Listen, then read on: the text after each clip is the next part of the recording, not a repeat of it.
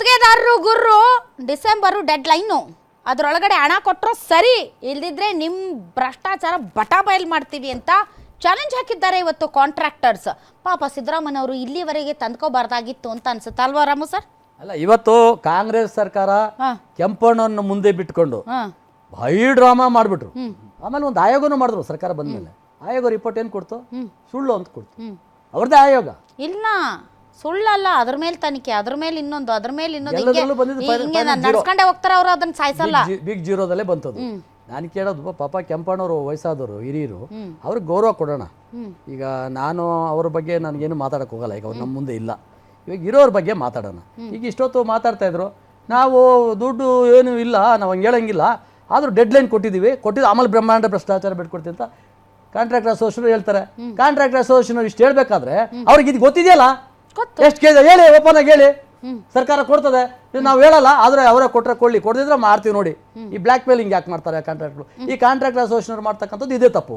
ಕೆಂಪಣ್ಣ ಆಗಿದ್ರೆ ಓಪನ್ ಆಗಿ ಹೇಳ್ಬಿಡೋಣ, ಪಾಪ ಹೇಳ್ಬಿಟ್ಟು ಜೈಲಿಗೆ ಹೋಗಿ ಬಂದ್ಬಿಟ್ರು, ಆ ಕೆಲಸನೂ ಮಾಡಿದ್ರು. ಅದು ನಾನು ಹೇಳೋದು, ಜೈಲಿಗೆ ಹೋಗಿದ್ದ ಬಗ್ಗೆನೂ ನಾನು ಮಾತಾಡಲ್ಲ, ಯಾಕಂದ್ರೆ ಪಾಪ ಹಿರಿಯರು ಹೋಗಿ ಬಂದಿದ್ದಾರೆ, ಅದು ಸರಿಯೋ ತಪ್ಪು ಅದು ಬೇರೆ ವಿಚಾರ ಮಾಡೋಣ. ಕಾಂಟ್ರಾಕ್ಟರ್ ಅಸೋಸಿಯೇಷನ್ ಇವರು ಹುಷಾರ್ ಮಾಡಬೇಕು. ಕಾಂಟ್ರಾಕ್ಟರ್ಸ್ ನೀವೆಲ್ಲ ಪೊಲಿಟಿಕಲ್ ಪಾರ್ಟೀಸ್ ಯಾರ್ಯಾರು ಸರ್ಕಾರ ಅಧಿಕಾರಕ್ಕೆ ಬರ್ತಿರೋ ನೀವೆಲ್ಲರೂ ಕೂಡ ಇದೇ ಮಾಡ್ಕೊಂಡು ಬಂದ್ರೆ ಅವ್ರೇನು ಹೋಗಿ ಸಾಯ್ಬೇಕಾ? ಎಲ್ಲಾದ್ರೂ ಹೇಳಿ, ಜೀವನ ಮಾಡೋದು ಬೇಡ, ಸಂಸಾರ ಇರೋದಿಲ್ಲ. ಸಿದ್ದರಾಮಯ್ಯವ್ರಿಗೆ ಇಷ್ಟು ಪರ್ಸೆಂಟ್ ಹೋಗ್ತದೆ, ಡಿ ಕೆ ಶಿವಕುಮಾರ್ಗೆ ಇಷ್ಟು ಪರ್ಸೆಂಟ್ ಹೋಗ್ತದೆ, ಅದು ಮಿನಿಸ್ಟರ್ಗೆ ಇಷ್ಟು ಹೋಗ್ತದೆ, ಅಧಿಕಾರಿಗಳು ಇಷ್ಟು ತಗೊಂತಾರೆ ಹೇಳಿದ್ರೆ ಪಾಪ ನಾಳೆ ಬಿಲ್ ಕೊಡಲ್ಲ ಅವ್ರಿಗೆ. ಈಗ ಮಾಡಿರೋ ಬಿಲ್ ಹೋಗ್ತದೆ, ಹೋಗ ಕೋರ್ಟ್ಗಂತಾರೆ. ಲೇಟ್ ಪೇಮೆಂಟ್ಗೆ 8% ಬಡ್ಡಿ ಕೊಡ್ಬೇಕು. ನಮ್ಮ ರಿಸರ್ವ್ ಬ್ಯಾಂಕ್ ಆಫ್ ಇಂಡಿಯಾ ಹೇಳಿದೆ, ಲೇಟ್ ಪೇಮೆಂಟ್ 8% ಕೊಡ್ಬೇಕು. ಕ್ಲೈಮ್ ಮಾಡ್ತಾರಾ? ಮಾಡಲ್ಲ ಅವರು, ಯಾಕಂದ್ರೆ ಅವ್ರ ಬದುಕುಗಳಲ್ಲಿ ಎಲ್ಲರೂ ನೀವೆಲ್ಲರೂ ಅವರೇ ಆದ್ರೆ ಪಾಪ ಅವ್ರು ಎಲ್ಲಿ ಹೋಗ್ಬೇಕ್ರಿ ಸರ್? ಬೇಲಿಗೆ ಎದ್ದು ಹೊಲ ಮೈದ್ರೆ ಪಾಪ ಅವ್ರು ಎಲ್ಲಿ ಹೋಗ್ಬೇಕು? ಹೆತ್ತ ತಾಯಿನೇ ವಿಷ ಉಣಿಸ್ಬಿಟ್ರೆ ಎಲ್ಲಿ ಹೋಗ್ಬೇಕು ಗುತ್ತಿಗೆದಾರರು? ನಿಮಗೆ ಸರ್ಕಾರಕ್ಕೆ ಚುನಾವಣೆಗಳಿಗೆ ನಿಮ್ಮ ಸರ್ಕಾರದ ಬೊಕ್ಕಸಕ್ಕೆ ಗುತ್ತಿಗೆದಾರರು ಬೇಕು. ಅವ್ರಿಗೆ ಲೇಟ್ ಪೇಮೆಂಟು ನೀವೇ ಮಾಡ್ತೀರಾ, ಅವ್ರು ಬಳಸ್ಕೊಂಡು ಸರ್ಕಾರನೂ ಮಾಡ್ತೀರಾ, ಅವ್ರು ಬಳಸ್ಕೊಂಡು ಸರ್ಕಾರನೂ ಬೀಳಿಸ್ತೀರಾ, ಕೊನೆಗೆ ಅವ್ರ ಮೇಲೆ ಅವ್ರ ನೆತ್ತಿ ಮೇಲೆ ತಂದಾಕ್ತೀರಾ ಅವ್ರು ಸರಿ ಇಲ್ಲ ಅಂತ. ಸರಿ ಇಲ್ಲ ಅಂತಲ್ಲ, ಹೇಳ್ಬೇಕು ಸತ್ಯನ. ಹೆಂಗ್ ಕೆಂಪಣ್ಣವ್ರ ಬಾಯಿಂದ ಬಿಡಿಸ್ತಾ ಇದ್ರಿ? ವಯಸ್ಸಾದವರು ಅವ್ರೇನು ದಿನ ಅವರು ವೇಟ್ ಮಾಡಿದ್ರು, ಅವರು ಡೆಡ್ಲೈನ್ ಕೊಟ್ಟರು. ಕೆಂಪಣ್ಣ ಅವರು ನಿಮಗೆ ಬಾಳ ಡೆಡ್ಲೈನ್ ಕೊಟ್ಟಿದ್ರು. ಡೆಡ್ಲೈನ್ ಕೊಡಕ್ಕೆ ಅವ್ರು ಎಂದು ಕೆಲಸನೇ ಮಾಡಿಲ್ಲ, ₹1 ಕೆಲಸ.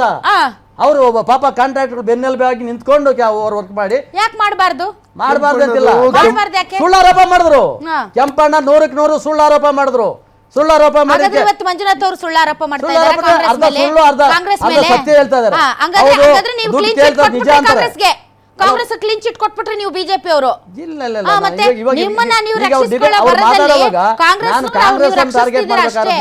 ಕಾಂಟ್ರಾಕ್ಟರ್ನಲ್ಲ, ಪಾಪ ಅವರು ಅಸಹಾಯಕ ಸ್ಥಿತಿಯಲ್ಲಿ ಇದ್ದಾರೆ, ಅವ್ರು ಏನಾದ್ರು ದುಡ್ಡು ಡಿ ಕೆ ಶಿವಕುಮಾರ್ ಕೇಳಿದ್ರು ಅಂದ್ರೆ ನಾಳೆ ಬೆಳಗ್ಗೆ ಅವ್ರ ಕತೆ ಮುಗಿತು.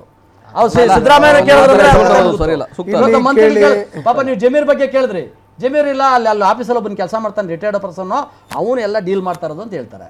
ಅವನ ಅಧಿಕೃತ ಅಧಿಕಾರಿ ಅಲ್ಲ, ಅವನು ಔಟ್ಸೋರ್ಸ್ ಇಂದ ತಗೊಂಡಿದ್ದಾರೆ. ಅಲ್ಲ, ಅದು ತಗೊಳ್ಳೋದು ಇವರು ಮುಖ್ಯ. ಕಾಂಗ್ರೆಸ್ ಸರ್ಕಾರ ಇವತ್ತು ದಿವಾಳಿ ಎದ್ದಿದೆಯಲ್ಲ, ಫ್ರೀ ಗ್ಯಾರಂಟಿಗಳು ಕೊಡ್ತೀವಿ ಅಂತ ಹೇಳಿ ಜನರಿಗೆ ಮೋಸ ಮಾಡಿದ್ದಾರೆ.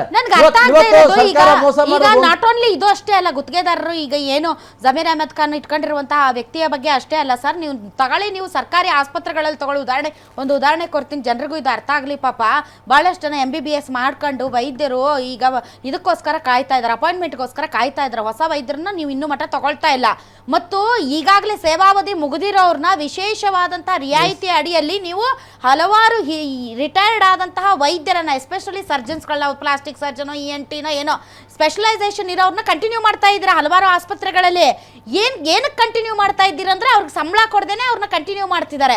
ಹಾಗಂತ ಅವರು OPDಯಲ್ಲಿ ಕೆಲಸ ಮಾಡ್ತಾ ಇದ್ದಾರಾ, ಆಪರೇಷನ್ಸ್ ಮಾಡ್ತಾ ಇದ್ದಾರಾ, ಆಡಳಿತ ವಿಭಾಗದಲ್ಲಿ ಕುತ್ಕೊಂಡು ಬರೀ ಮೇಲ್ವಿಚಾರಣೆ ಮಾಡ್ತಾ ಇದ್ದಾರೆ. ಆದರೆ ಒಂದು ಸರ್ಜನ್ನು ಹೋಗಿ ಆಪರೇಷನ್ ಥಿಯೇಟ್ರಲ್ಲಿ ಕೆಲಸ ಮಾಡೋದಾಗ್ಲಿ ಅಥವಾ OPDಯಲ್ಲಿ ಕುತ್ಕೊಂಡು ದಿನನಿತ್ಯ ರೋಗಿಗಳಾಗ್ಲಿ ನೋಡೋದು ಮಾಡ್ತಾ ಇಲ್ಲ. ನೀವು ಸೇವಾವಧಿ ಮುಗ್ದಿರೋರನ್ನ ಕಂಟಿನ್ಯೂ ಮಾಡ್ತೀರಾ, ಹೊಸದಾಗಿ ಪಾಸ್ ಆಗಿ ಹೊಸದಾಗಿ ಅಪಾಯಿಂಟ್ಮೆಂಟ್ಗೆ ಕಾಯ್ತಾ ಇರುವಂಥ ವೈದ್ಯರನ್ನ ಅಪಾಯಿಂಟ್ಮೆಂಟ್ ಮಾಡ್ಕೊಳ್ಳಲ್ಲ.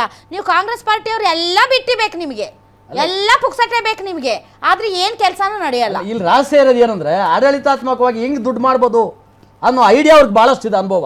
ಆ ಅನುಭವದ ಮೇಲೆ ದುಡ್ಡು ತಗೊಂಬಂದ್ಕೊ, ನೋಡ ನಿನ್ಗೆ ಜವಾಬ್ದಾರಿ ಕೊಡ್ತೀನಿ, ಇಷ್ಟು ನಾನು ಕಲೆಕ್ಷನ್ ಮಾಡ್ಕೊಡ್ಬೇಕು, ನಾನು ಇಲ್ಲದ ಮಂತ್ರಿ